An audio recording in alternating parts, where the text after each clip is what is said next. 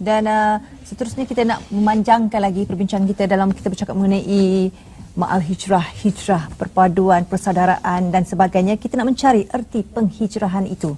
Jadi telah pun bersedia bersama kami di sini ialah Dr. Zaharuddin Abdul Rahman, pensyarah kanan Universiti Islam Antarabangsa. Assalamualaikum dan salam ma'al hijrah, Doktor. Waalaikumsalam warahmatullahi wabarakatuh. Salam ma'al hijrah. Ya, bagi Dr. Zaharuddin sendiri, sambutan tahun baru ni macam mana, Doktor? Baik, bismillah walhamdulillah wa bihi nasta'in. Baik, jadi sambutan tahun baru ni bagi saya sendiri dan bagi keluarga saya dan saya kira bagi seluruh umat Islam lah. Kita sepatutnya semakin sedar bahawa umur kita semakin pendek, ya? Semakin pendek dan kita semakin perlu mempunyai suatu target untuk kita capai. Dan ia juga bermakna kita sepatutnya lebih matang daripada tahun sebelum ini. Jadi untuk itu kita perlu lebih memaknakan amalan-amalan kita yang kita lakukan. Mungkin kita memang dah biasa lakukan sesuatu amalan, tetapi bagaimana ingin menambah lagi erti kepada amalan tersebut. Kalau kita solat, macam mana kita nak menambahkan kekhusyukan dia. Kalau kita berdoa, macam mana nak kita lebih faham ertinya, ya. Kalau kita bekerja, macam mana kita nak lebih tidak boring melakukan kerja, sesuatu kerja, tetapi kita berjaya mengubah mindset kita. Jadi saya kira itulah antara perkara yang perlu kita semua lakukan. Dan daripada masa yang sama kita kena letakkan time frame. Yang maknanya sebelum sampai tahun depan ada mesti sesuatu perkara yang aku dapat capai. Contohnya kalau kita adalah orang yang ada bakat menulis buku, kita ada target dah ada 3 buku ke sebagai contoh kan. Kalau saya macam sebagai seorang pensyarah, kita kena ada target berapa banyak kajian yang telah kita laksanakan, ya, dan kemudian berapa ramai anak-anak murid yang berjaya kita seliakan, begitu. Bila sampai ke Profesor Madya mungkin ya. tak salah ya, kita ada visi-visi sebegini untuk diri kita, ya. Dan kalau kita lihat sendiri di peringkat yang lebih besar dalam kelompok masyarakat yang besar di Malaysia sendiri, ya, kita ada wawasan yang begitu cantik sekali. Tahun 2020 yang tinggal 8 tahun sahaja daripada sekarang ini, ya, untuk kita menuju ke arah negara maju. Dan bagaimana sebenarnya konsep hijrah itu boleh kita kaitkan, kalau kita lihat istilah hijrah itu sendiri, bagaimana kita boleh kaitkan dengan konsep transformasi yang kita amalkan sekarang ini? Baik, bismillah walhamdulillah. Sekarang ni hijrah ni yang pertama sekali saya cuma nak jelaskan, kita sambut awal Muharram ini dengan kita menekankan prinsip ataupun konsep hijrah. Kerana itulah dia yang dicadangkan oleh Sayyidina Ali karramallahu wajhah, ya. Kerana awal-awal dahulu umat Islam bila Umar Al-Khattab menghantar surat kepada sahabat-sahabatnya, gubernur-gubernur Abu Musa Al-Asy'ari dan seumpamanya, tak ada tarikh. Maka pada ketika itu, ini saya cerita sikit latar belakang sebelum saya menjawab soalan. Sirahnya. So jadi kemudian Abu Musa Al-Asy'ari berkata, "Wahai Umar, adakah lebih baik kalau kita ada tarikh sebagaimana orang-orang Rom mereka mempunyai tarikh tertentu?" Maka Umar Al-Khattab pun memanggil semua para sahabat, beberapa sahabat utama, dan bertanya pandangan. Ada yang mencadangkan kita ambil peristiwa agung kelahiran baginda Nabi sallallahu alaihi wasallam sebagai awal ataupun sebagai tema untuk tahun baru Islam. Kemudian ada yang mengatakan kita mengambil kebangkitan ataupun pelantikan Nabi sebagai rasul sebagai tema tahun baru. Dan kemudian dicadangkan kita ambil hijrah lah, ya. Lalu Umar Al-Khattab bermesyuarat dengan para sahabat, lalu itu telah dijadikan dan dipersetujui sebagai tema untuk tahun baru Islam. Maka sebab itu bagi saya tidak ada apa-apa masalah kalau kita menyambut awal Muharram ini dengan mengutarakan konsep hijrah dalam diri, dalam masyarakat, dan sirah Nabi sendiri melaksanakan hijrah daripada Makkah dan Madinah. Kerana itu memang itu pun antara konsep yang nak di-highlightkan oleh Ali bin Abi Talib dan juga Umar Al-Khattab. Jadi bila kita sebut hijrah tadi ni, apa sebabnya? Maka disebutkan oleh Umar selepas menerima cadangan tu. Umar kata faraqat bainal haqqi wal batil. Umar kata, memang cantik sekali hijrah itu kita jadikan tema kepada tahun baru. Kerana itulah dia di mana berpisahnya di antara kebenaran dan kebatilan. Gitu. Jadi bila kita sebut tentang transformasi adalah maknanya kita bergerak daripada satu kepada satu ataupun daripada satu bentuk kepada satu bentuk yang baru. Tapi kita tak membuang apa yang ada. Maknanya transformasi ni kalau kita tengok cerita Transformer lah sebagai contoh. Daripada kereta tu dia jadi robot, kereta tu masih kereta tu, besi tu masih besi yang sama. Cuma bentuk dan fungsi dia menjadi berbeza dan sebahagiannya mungkin sama. Jadi kalau kita nak sebut transformasi negara negara kita, transformasi diri kita. Yang pertama sekali, negara tak akan mampu bertransformasi kecuali orang-orang dalamnya. Sistem-sistem yang kita ada, sistem komputer, sistem pelaburan, sistem keuangan, sistem itu dan ini, semuanya tidak akan berlaku transformasi. Dia akan stand still selagi mana manusia itu tidak berubah terlebih dahulu. Kerana itulah Nabi SAW kata al-hijratu khaslatan. Hijrah itu ada dua bahagian. Yang pertama, antahjura as-sayyi'at. Kamu sendiri mampu untuk membuang diri kamu daripada kejahatan-kejahatan ya, dan ketidakadilan. Wal ukhra an tuhajira ila Allahi wa rasulihi. Yang kedua, kamu berhijrah, buat satu kerja untuk mendapatkan redha Allah dan juga mendapatkan masukkan diri kamu sebagai umat Nabi Muhammad. Jadi sekarang ni bila kita nak sebut transformasi negara, kita nakkan kita punya individu dalam negara kita ini. Bagaimana kita nak meningkatkan kualiti mereka. So kita bimbang hari ini kualiti kerja kita, kalau contohnya tahun lepas kita agak malas sikit, orang ketuk kepala baru nak buat kerja kan, orang marah-marah baru nak kerja, nak fikir sendiri kata alah kalau aku buat sendiri pun gaji aku tahap tu juga, bonus aku sama juga macam orang lain. Maka tahun ini kita tak nak kita bersifat demikian lagi.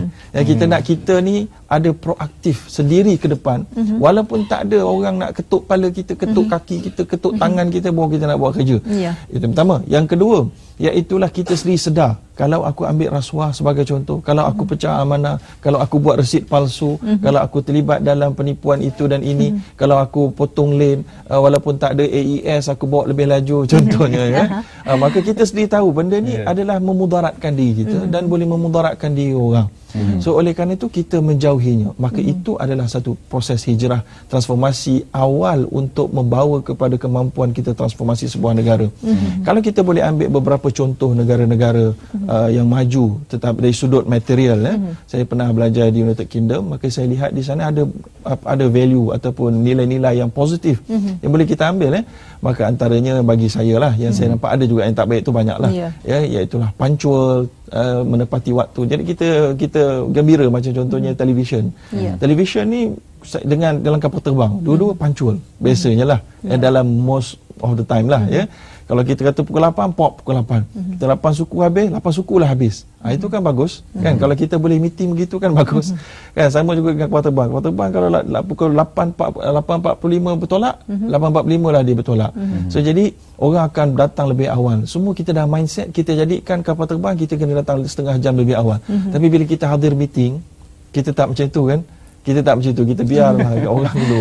Kalau ada majlis ilmu, kita biarlah orang datang awal lebih dahulu, kita datang tak tahu entah bila. Jadi penceramah pun tak boleh nak start, meeting pun tak boleh nak mula. Tu jadi bagi saya itulah perkara pertama yang perlu kita perbaiki untuk kita memanifestasikan takrif transformasi bagi kebaikan negara gitu. Ya, dan pada masa yang sama ya Doktor, dalam konteks moden transformasi dan sebagainya, penghijrahan baru itu memang perlu dan semestinya berasaskan kepada realiti kehidupan. Dan pastinya ia menuntut kita untuk sealiran ataupun selari dengan perancangan yang cukup rapid. Jadi bagaimana untuk kita ni orang kata dalam kita nak melakukan perubahan, kebaikan, transformasi diri untuk negara dan sebagainya tanpa kita mengabaikan nilai-nilai keimanan dan yang sewajarnya, yang sepatutnya ada dalam diri kita, setiap daripada kita. Baik, jadi macam mana kita nak memaju ke hadapan dari sudut material mungkin ya, tetapi kita tidak mengabaikan pembangunan keimanan ya. Jadi ini adalah satu cabaran yang berlaku juga pada zaman Nabi SAW, yang mana bila mana sahabat semua diminta untuk berhijrah daripada Mekah ke Madinah, mereka akan tergambar, mereka akan kembali mundur. Bukankah begitu Sebab apa? Sebab sebahagian di antara sahabat adalah orang yang berada ketika di Makkah. Mereka dah banyak harta, tapi bila berhijrah kosong balik. Dan jadi contohnya Abdul Rahman bin Auf, seorang yang cukup kaya, dan tapi bila berhijrah dia jadi orang miskin balik dari sudut, tak ada pemilikan sebab semuanya ditinggalkan. Begitu juga dengan Mus'ab bin Umair, Suhaib Ar-Rumi dan seumpama nama-nama seumpama ini. Maka kerana itulah ada di antara orang-orang muda di zaman itu di kalangan umat Islam yang tak mampu nak berhijrah, ya, kerana mereka mementingkan apa yang mereka telah ada lebih penting daripada apa yang Allah nak bagi.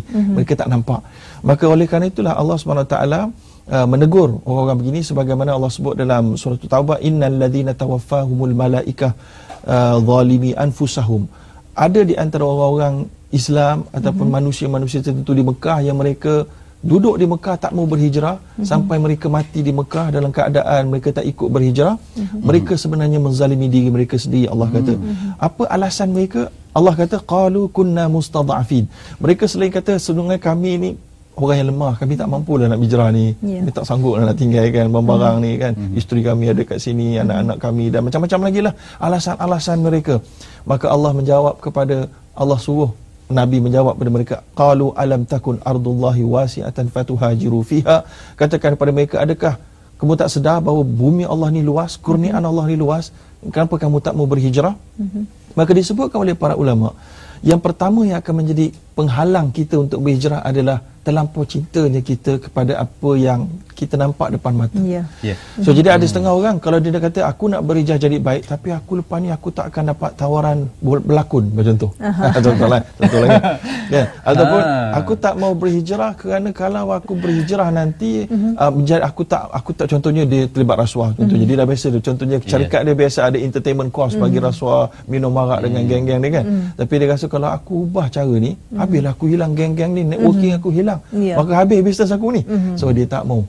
Dia tak mau berhijrah. Kenapa? Kerana dia pertama sekali dia mengaku dia lemah. Yang keduanya Allah SWT juga ada menyatakan wa may yuhajir fi sabilillah yajid fil ardi mugharaman katsira. Sesiapa yang mampu berhijrah pada jalan Allah, pasti Allah kata kamu akan dapati mugharaman katsira, maksud dia harta yang meluas. Jadi kalau dunia sebenarnya akan datang juga. Dan doktor sendiri pensyarah di Fakulti Ekonomi Islam. Saya rasa doktor lebih arif tentang risiko di dalam ekonomi ya. Setiap perniagaan itu ada risiko yang perlu dihadapi. Jadi kalau kita lihat daripada risiko-risiko yang perlu dihadapi oleh para sahabat di zaman Rasulullah sewaktu penghijrahan ke kota Madinah dahulu, tapi pulangan yang diperolehi itu cukup besar sekali, nikmat yang diberikan oleh Allah SWT pada waktu itu. Mungkin ini juga perlu kita fahami bahawa dalam kehidupan ini tidak ada sesuatu yang bebas daripada risiko. Tak begitu, doktor?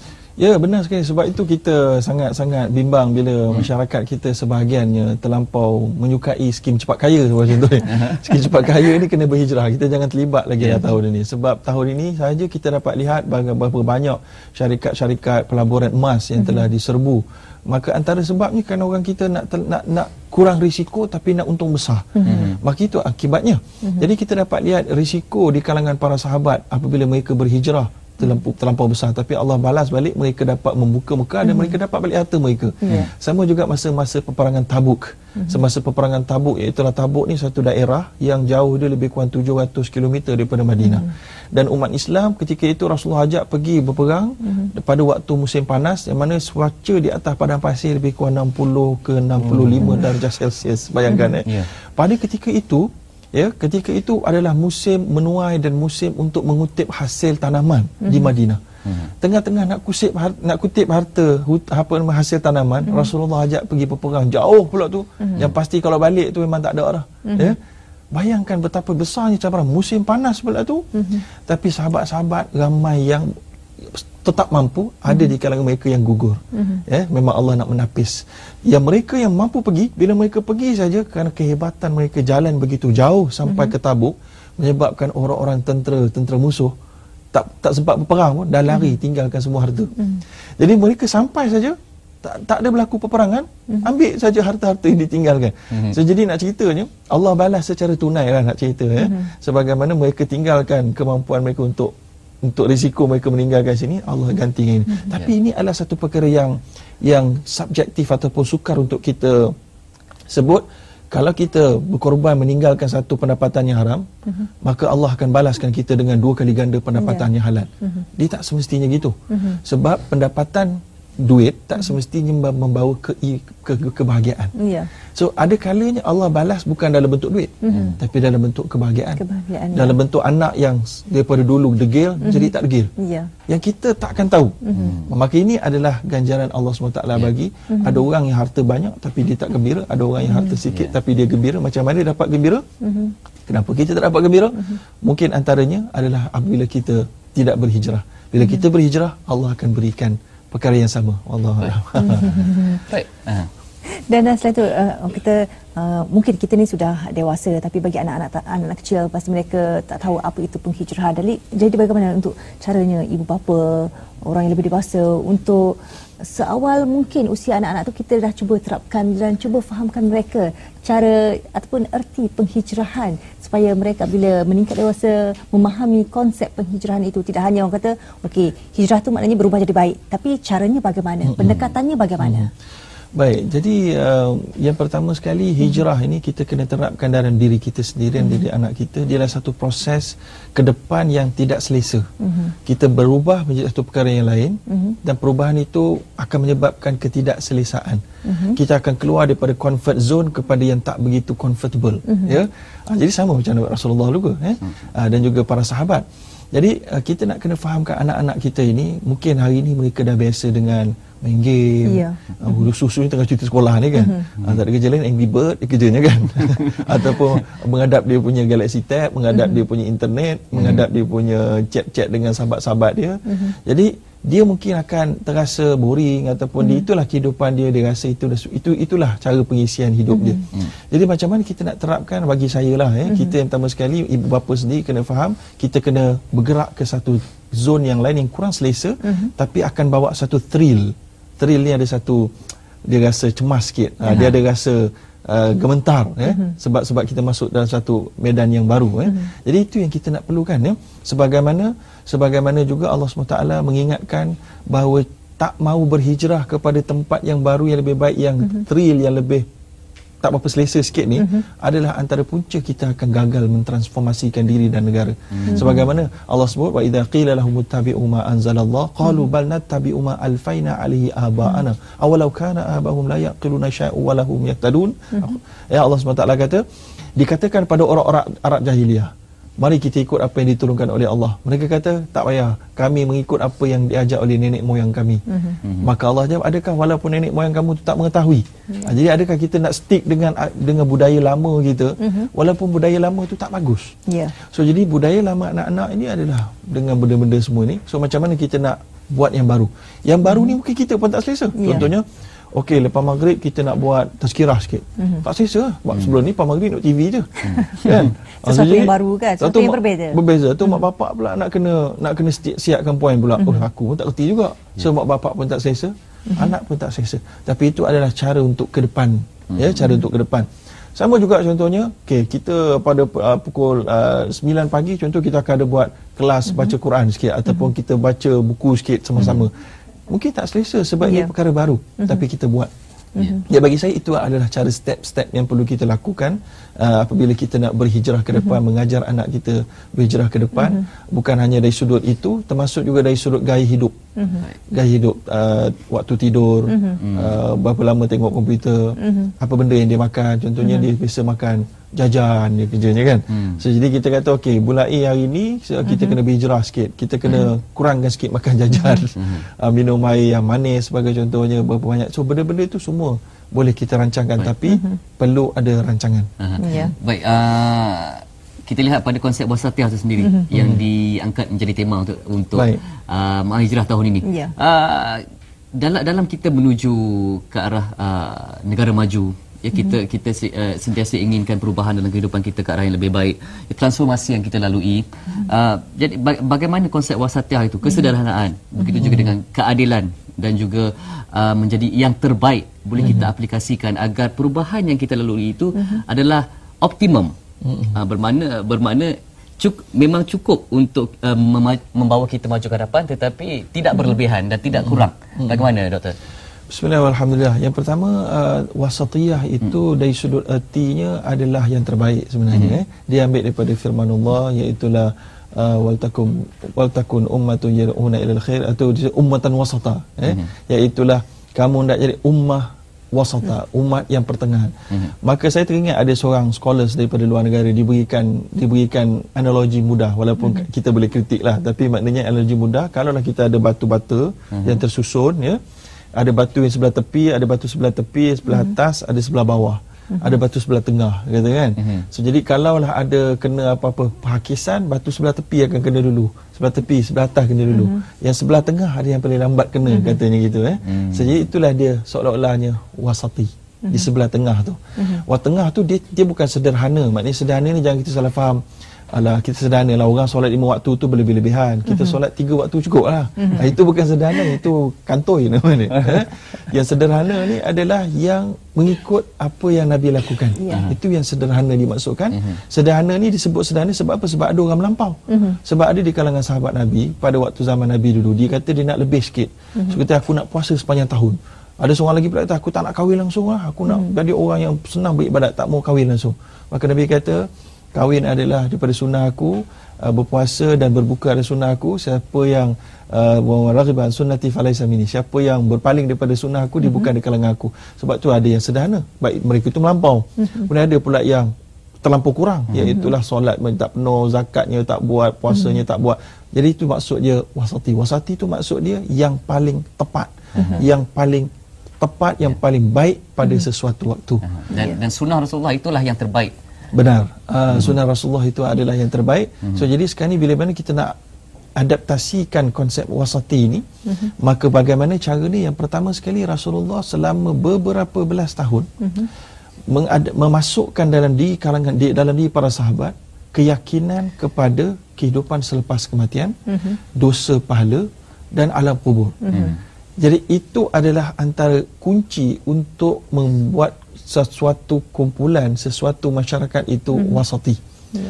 Begini apabila kita sedar bahawa ada malaikat yang mencatat dan kita mempunyai kesedaran yang kuat, kita tak akan culas dalam kerja kita. Kita akan jadi lebih profesional. Kita tak akan ambil hak orang lain. Kita akan fitnah orang. Kita tak akan pukul orang tak tentu pasal. So jadi masyarakat akan aman. Bayangkan hari ini berapa banyak kos di atas jenayah yang berlaku. Kos kita kena ada CCTV, kita kena ada mangga, ada grill, ada grill mangga lagi, atau ada rantai lagi. So ini semua kos-kos yang menyebabkan manusia stres. Ya. Tapi kalaulah itu dapat dia masukkan, maka itu adalah wasati yang sebaiknya. Mungkin juga istilah optimum tu boleh kita gunakan dalam transformasi yang kita lalui. Tidak berlebih-lebihan, tetapi cukup. Dia memang cukup untuk yang apa yang kita perlukan.